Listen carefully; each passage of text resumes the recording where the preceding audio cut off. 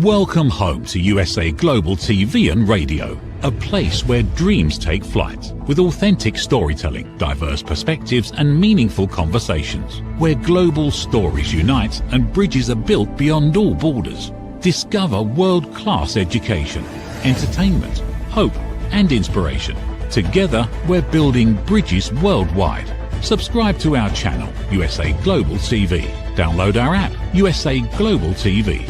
Be our guest or join our team. Visit usaglobaltv.com. Thanks to our founder and executive producer, Dr. Jacalyn Kerbeck. Music score by Yeffy Tang from Cloud Road Music. Voiceover artist Mike Porter. Creative direction by Paul Garcia. USA Global TV and Radio. Your home for global connection. All rights reserved. This video and its contents are the exclusive property of USA Global TV and Radio. Unauthorized use, duplication or redistribution in any form is strictly prohibited. Good morning, good afternoon, good evening, wherever you are. So hello and welcome to this episode of A Woman's Prerogative, where we provide high-class education for all our viewers. We also encourage our followers to have access to free content that will help them in their journey on Earth. This episode is about women's rights. Are we better off? I am your host, Reverend Lydia Fougere. I introduce myself, Reverend in Metaphysics, author of 2-volume books, 111 Reflections for the Earth Odyssey, spiritual teacher who works on transformation, introspection, mindfulness, and compassionate self-discovery. I invite my readers to engage in life journey through curiosity, clarity, and sense of sacred connection through my programs. You can contact me to register to my groups to achieve an exciting spiritual journey. You have the indications on the screen. We are viewed here on USA Global TV and Radio by over 108,000 followers, and over 12,000 videos appear on USA Global TV and Radio on different subjects on YouTube. So please subscribe. We also have Dr. Jacalyn Kerbeck's channel, who has 37,900 followers and has over 10,000 videos. I have the honor of having as co-host the wonderful Dr. Jacalyn Kerbeck. She is the owner of this station and producer of most shows. She is a private advisory, global media leadership founder, executive producer, and chief listening officer for USA Global TV and Radio. She is a peace ambassador, #1 bestseller author. She is YouTube Silver Creator Award for 2025. So let us have the beautiful Dr. Jacalyn with us. Hello, and thank you so much for having me here today, Reverend. I'm really excited to be on another episode of A Woman's Prerogative, especially this topic, women's rights. Are we better off? Exactly. I do think we are better off. I do not know what you think, but I do think we are better off. It depends on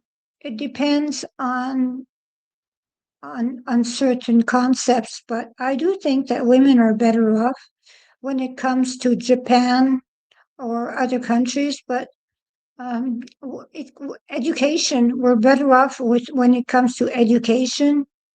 And I would also say that, there are things that our position actually has decreased. We are in dilemmas. We are in all kinds of situations when it comes to abortion rights, to women's rights. It is something that is quite difficult lately. There are places where they talk about taking women's right to vote away. So this is something that is very, very, very serious. But the thing is that, when we talk about literacy rate for women over 15, in 1990, there was 72% women that could read. In 2025, we have 92%. So women in tertiary education, 22% in 1990, 48% in 2025. Labor force participation, 52% in 1990, 61% in 2025. Women in parliament, 15% in 1990, 28% in 2025. Gender pay gap, 18% in 1990, and it has lowered to 12% in 2025. So we are better off when it comes to salaries than we were in 1990. We have improved by 6%. And when it comes to women killed by their partner, 0.5% of all female deaths in 1990 was caused by being killed by their partner. In 2025, there is 0.4%. That should be 0%.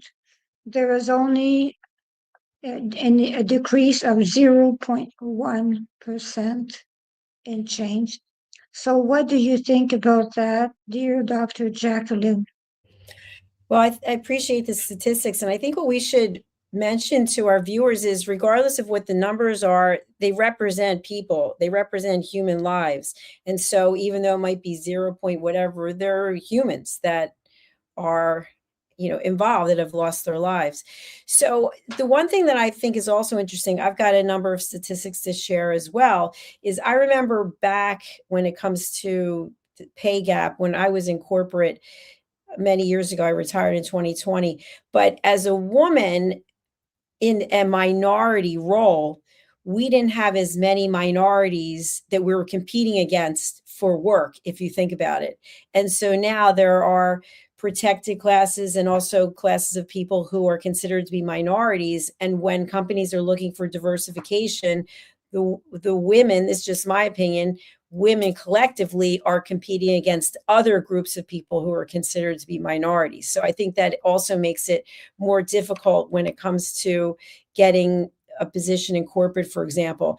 But I wanted to share that per the Women's Bank Women, Business, and Law 2026 framework says that women still have only about 2/3 of the legal rights that men have worldwide.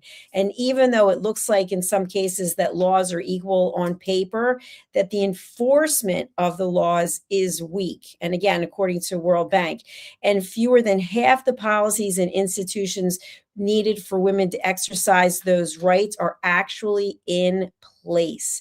And between 2023 and 2025, 68 economies made 113 legal reforms. So there is movement, but not any country has actually reached the full legal equality for women and girls, per the World Bank. Yes, you're right. You're absolutely right. The thing is that, when we talk, we say, I will point out women killed by intimate partners. We are talking about that should be zero. That really should be zero. And I have helped in shelters for a long time. And we are talking about women that are killed by their partners, but we do not talk about what is important also. There are men that what they do is that they kill the family of the partner instead. I have two of my very close friends that their husbands killed their children instead of killing them. So they talk about women killed by intimate partners. Yes, I do admit, but they do not mention about men that kill the children to have a revenge on the wife. This is something that is real. This is something that actually is serious, and people do not talk about this. There are women's rights. Yes, they say women have rights over their children, but what kind of right do you have if your husband kills your children? So you bring him to court? Will that bring you your children back? Absolutely not. And the thing is that, that is some form of vengeance that actually this is the most abominable, terrible vengeance possible, that they kill the children. So those are not into the statistics, but they should be in the statistics because they are very important statistics. So what do you think about that? I think you're right. And I think that what it comes down to is that when a life is taken and it has a major impact on a mother, for example, then that is so detrimental. We can't even imagine what that type of pain is like. And for those types of statistics to be not included or overlooked, there is room for improvement there at a minimum, for sure. And I wanted to share, going back to what we were talking about before, but according to the International Labor Organization, they've done some studies and the gender gap is still severe. And so they actually have a study looking at 2023 and 2025, and women collectively earned only 52 cents of every dollar earned by a man in 2025. So it's not just a pay gap figure, it represents actually the full labor income gap. And this includes lower employment rates, fewer hours in paid work, slower career progression, and concentration in lower paid sectors. And something else I wanted to mention, which wasn't actually in any study because I didn't actually do the research on it, but if you think about women who have left the workforce to go and have a family, if they were in corporate, sometimes their role is protected as long as they come back after 6 months, not whatever it might be. But in many cases, it's not protected if it's a longer amount of time. So you have a woman raising a family and then decides she wants to go back into the workforce. And it's very difficult because the first question is, well, what have you been doing for the last 3 years, the last 5 years? Well, I've been raising my family. Well, sorry, not interested. So even though you had marketable skills, which you still have, you might not be up on the latest software and technology, but you could be trained on that. But those women are not able to be seen as viable in the workforce in many cases. Yes, you're absolutely right about that. And about the difference in salary, I will give you an example. My own mother was working. She was working in a warehouse. She was giving tools, whatever. I do not remember what her work was. But the thing is that the man that was handling the same job as her, he was doing the same thing as her. I remember my mother was paid $12 an hour and he was paid $27 an hour. And we are talking about they were doing exactly the same thing. And I have to admit, my mother was better than him. So when we think about that 52 cents, we are talking, that is a lot more than 52 cents, when you think about that. And I would tell my mother, you have rights. Here in Canada, we're supposed to have rights. So we can go to court for that. But she would say, I cannot go to court. I will lose my job. So the thing is that she accepted to live with that kind of salary for all this time. So she lived a career paid like that because she was a woman and she was doing more than that man that actually was not doing as much as her. So the thing is that it is a problem, a serious problem, and I do not know how it will be solved, because the thing is that men rule the world, because you have only, when you talk about CEOs, there is only 5% of Fortune 500 CEOs that are women. So men are in control. So if men are in control, actually, how will women change that since men are in control? What do you think about that? I think that there's been some progress, but obviously not enough. And I also think that many times we might hear about a woman being elected into a certain position or promoted, and it was just so they could say they had the numbers. Well, we have X number of women who are in these roles. And meanwhile, they didn't get the support that they needed from the team. And that happens a lot also, that you're actually set up to fail, but we can at least say we have X number of women in these roles, but they couldn't make it. And it's not that they couldn't make it. In many cases, the people who were reporting to them didn't want them to exceed, didn't want them to excel. I've heard many cases from men. I mean, I've done over, I think, 9,000 interviews at this point in time in my career in the last 5 years. And, people would say to me privately, I'm not working for a woman.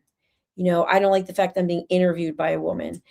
And that obviously has permeated throughout corporate America. And I think another thing, Reverend, you and I both have our own businesses and we're around the same age. But for people who were in corporate, if they were our age and they were to lose their job, it would be difficult, especially as a woman, to go and look for a job at this age. A man, I believe, would have an easier time than a woman would. And so I think there's absolutely room for improvement. And something else I'd like to mention, Dr. Justine Motali, who has been one of our team members, and she's an advocate for women's rights. And so she brought to light something that I wasn't even aware of at the time, but in certain parts of the world, women don't get what they need just in terms of hygiene, in terms of safety from violence and from abuse. They don't even get basic needs so that they could have an opportunity. Whereas in other parts of the world, like where I am in the US or you are in Canada, that's maybe not as much the case. But there are young girls out there who also need protection and they need a voice and they need someone to stand up for them. And so imagine what they're up against at their young age, just trying to find their place in the world and trying to be safe from some of the horrors that are out there. Oh, you are so right. We're thinking about Afghanistan. The women are not even allowed to go to school. They cannot even learn. They're not important enough to know how to read and write. So they took the right to actually go to school when the Taliban took over. So when you think about that, they cannot even learn to communicate by letters, by writing. If one woman is in trouble, I know one thing. When a woman is in trouble, you can slip a note. If you can write and someone else can read, you can slip a note and you can actually ask for help. But what better way is to not let them actually be able to even slip a note to someone else, not to be able to get some help. So that is the way it is. So, and when you think about in Iran, they actually Ayatollah, whatever his name, they are all the same. So Ayatollah actually said that women were compared to cows, sheep, and dogs. So when you think about that, women's right, when women are described as dogs, sheep, and cows, well, when you think about that, we are far from doing any progress in those parts of the world. So, what do you think about that, Doctor? Yeah, I think that that should be a basic need. I mean, first of all, the basic need for safety. I mean, I don't want to go into the topic fully, but genital mutilation, right? That's been going on in the United States. I just read an article about it, and it's more prolific than what we would think. Sex trafficking. I mean, we could go into any number of these topics, but to be a young child and to have to fear for things like this to happen to you and not have any adult where you can have a voice or any way to express yourself, let alone writing a letter, it's just horrific. And imagine if you get out of a situation like that, how that stays with you as you grow older and you feel that you have been violated and you are being repressed and you are being held back. And of course, we know from our own experiences in life that when you have something traumatic happen as a young child and you carry that forward with you, it shades everything. And so you have to have extensive amounts of self work that you're looking into, how did these things happen? You start thinking, what could I have done differently? And as a child, an innocent child, what are you going to do differently? So I think there's so many ways and areas that we could explore this topic. It's not just about pay grade, right? That's been going on since the beginning of time, but these other things where women are targets, even in illegal prostitution, and as I mentioned, sex trafficking, all these things where women's rights are completely cast aside. Women are abducted and drugged, and all these horrible things happen. And it's typically for the pleasure of men. And so you wonder how these things are not just wiped off the face of the earth because someone is supporting it. Someone is an advocate saying, let's do these things for some reason. So I'm starting to get upset. So I'm going to go back over to you now. Well, actually, that I feel the same way as you about that, because the thing is that sex trafficking is the most horrible thing. You disappear from the map, and then you're sold and whatever. I know that I had a terrible experience. Someone tried to take me, and that was extremely scary. I had a friend of mine that when I was 25 years old, someone tried to take me. I was with my nurse friends. We were having breakfast, and I was given a coffee, and I felt weird. But when my friends were all leaving, and I was having my last coffee, and I started to feel weird, but my friend actually realized that I could not get up.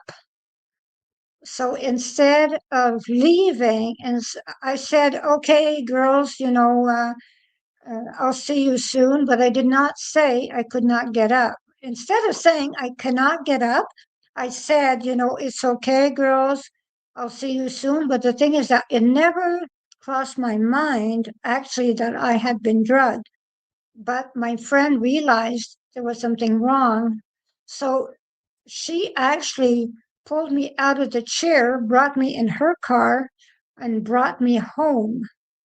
So the thing is that, and there had been those two men that were watching me all the time, and I did not understand until the next day what had happened. So when you think about that, and I am not a supermodel. When you think about that, I'm just an ordinary person. So when you think about those that are absolutely beautiful and the whole thing, when you think about those girls, imagine the danger in which they are. It is absolutely terrible. They must be scared of walking the street because the thing is that, they are vulnerable.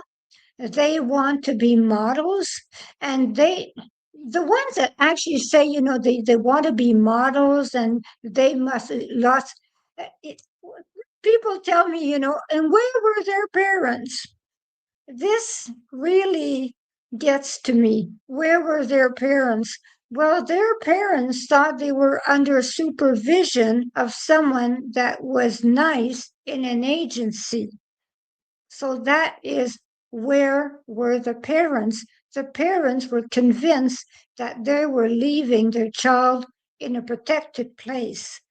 So that is the question about where were the parents. So women's rights is taken away in a terrible way. And the thing is that, when you try to recuperate these women, they are completely destroyed after that. When you think about that, they are completely destroyed. So, and you tell me for the sake of men, and I do understand that it is really for the sake of men, but we have to remember for the sake of other women also. Other women do that to other women also. We have to remember that they're very bad women that actually hurt other women. So, they do not call them madams for nothing. So that is the way it works. But it is not only inequality in salary, it is inequality in everything. Because I used to live in an apartment where in front of my window, I could see a traffic of teenagers, and I was wondering what was that traffic. Teenager would get out of cars, in cars, out of cars. And I was thinking to myself, what on earth is going on here? And then I realized those were teenage prostitutes. So when you think about that, they were no more than 14, 15 years old. They had no place to go. They had no jobs. There's a limit to McDonald's and Burger King. So these people, these children, were seen as different and were not given jobs. And these girls that were very kind, by the way, because I went to talk to some. These girls that were very kind, by the way, were telling me we cannot have anything better than that. Yeah, so that's the story that they get told, and thank you for sharing your story, and I'm glad that you're okay. I want to just mention that we actually have interviewed a number of people who have either been sexually trafficked themselves or someone in their family has been, and so we set up a special series where we were actually talking to two women who own an establishment where women can go, and they can be, it's a safe house.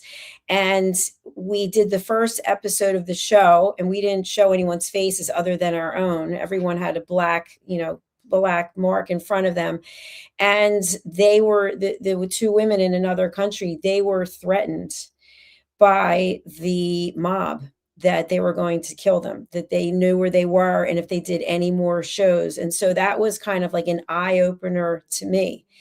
And the other thing that I wanted to mention is, to your point, that many times, like take Epstein, for example, there was a woman involved. There was a woman involved who was bringing these women in and training other people to bring the women in. So we as women have to stick together, because one woman talking to another woman about how I can help you and it's going to be safe and you're going to be okay and all these things, you really want to believe that one woman would be helping another, instead of leading the woman into a life that would change her forever and have serious repercussions. So it's so much more than just a pay gap. It's so much more than just politics and who's in what office. It's really about looking out for each other. And when you looked out that window and you saw those teenagers and you went out and had a conversation, you took action. You did something. Whereas so many times people will look the other way and say, well, that's not my problem. Well, I don't want to deal with it. Well, if it's your kid, if it's your daughter, if it's your sister, if it's your wife, it's whatever it is, then it becomes a completely different story. So let's speak up and get involved before it gets worse. You are so right, because I called the police. I did call the police, and I had those teenagers arrested. But the thing is that I did not have them arrested I did have them arrested for their well-being, for them to be actually placed in good places, because they could not be on the street like that. It's too dangerous. So the thing is that I had them arrested. They were actually put in foster care, and I think being in foster care was better than being used by men that were coming in the corner and taking them. So in foster care, you have better chance. I do not say that foster care is the ideal thing, but actually it is better than prostitution. It is way better than prostitution. So the thing is that, we cannot close our eyes to suffering. And the thing is that, if we are too snob actually to go and help a prostitute that is being held, well, we have a serious problem, because humanity is about helping one another, really helping one another. And they do not understand what it is to walk St. Lawrence Street and St. Catherine Street in the middle of the night and to go see those prostitutes and to help them. They do not understand what it is. I understand, because I did it several times. And the thing is that, when you do those things, you get yourself in danger. Yes, I do understand. You get yourself in danger, but at the same time, it is you have so much gratitude when you can take only one out of the street and bring her to a shelter, when you actually succeed with one. This is, well, I cannot say the joy of being able to take one and bringing her to a shelter, because it makes your month. If you have succeeded with one, it makes your month. So that is pretty much what it is. And I think that every woman, like you, like me, you're doing shows. You're doing shows, so you're doing what is necessary. So I'm doing it in a different way. You're doing it in a great way. And the thing is that you Yeah. do. So are you, Reverend. I think one thing I really want to bring up, and it's important, is there was a show, a TV show. I don't remember if it was 60 Minutes, Dateline. It was one of those shows. And I think it was Diane Sawyer, but I'm not totally sure. So don't hold me to this. But she actually went and met with women who were in prostitution, whether it was the woman who was on drugs, shooting up heroin, and she's on the street, or if it was a very high class woman who was at the Four Seasons Hotel with her client. And the same exact thing was true, regardless of what the situation was, that these women shared that they absolutely hated themselves, hated themselves. And they did what they were doing because they felt like they had no choice when it came to making money, or that they were constantly being looked over and that they couldn't pay their bills, or whatever the case might be. They felt rejected. And it didn't matter if the woman was at the Four Seasons and the guy was giving her an Hermes bag and $5,000, or a guy was giving a woman a wad full of money. It didn't matter. They both hated themselves. And so what I think is really important, and it's a little off topic of women's rights, but it's that we need to pick each other up. We need to build each other up instead of insulting one another. It's collectively women around the world saying, you know what, it's okay, I've got you. And we're about that, right? And the people that we are around are about that, but not everybody is. And an interesting story, we had a woman on here a few times. Her daughter was sex trafficked, and they were very wealthy. They live in a very wealthy, white collar neighborhood. The parents both had great jobs. The daughter was very beautiful, went to a great school. But what ended up happening was that she was part of this group of girls who were all beautiful. They all came from money. but she wasn't as beautiful as the others. And so they weren't as receptive to having her in their clique. And so she really felt badly about herself. And a woman happened to see her with her head down. I don't remember exactly where she was. And she started befriending her. I'd really like to be friends with you. And the woman, this young girl, opened up to this woman. And so this woman was like a ringleader for sex trafficking and groomed her and brought her in. And then this young girl brought in some other girls, because at the time she didn't realize what was going on, but they gave her nice clothes and they gave her handbags. And she wasn't telling her parents exactly what was going on. She said she was dating someone. And so eventually they started drugging her and they kidnapped her. And then, we know the rest of the story. They ended up getting her back. But the point is, it doesn't have to be in some poor area in the world. And that's why I think in a lot of the airports that you go into in the women's room, they have the signs. The signs are, are you being sex trafficked? If you are, do this, do that, because they're watching you all the time. So there's certain hand signals that you can make. And so I just want people to be aware that it's not just impoverished women. It is women from very good homes and very good neighborhoods that are also victims. So we need to pull together. If you see signs of a woman in your life, she's not acting the same way, start asking questions, get involved, show that you care, because your caring could be the difference between her being safe or her becoming a victim and hopefully a survivor at some point. You are so right. You are so right. And the sign, actually, I think the sign is okay. I think the sign is that. Yeah, I think that is it. Yeah. So if you see a woman that actually does a sign like that, actually, anyone who is watching, well, she's not waving to you. She is asking for help. So either do something, call the police. She needs help. So that is the way it should be. But you are so right about everything. You're right 100%, all the league.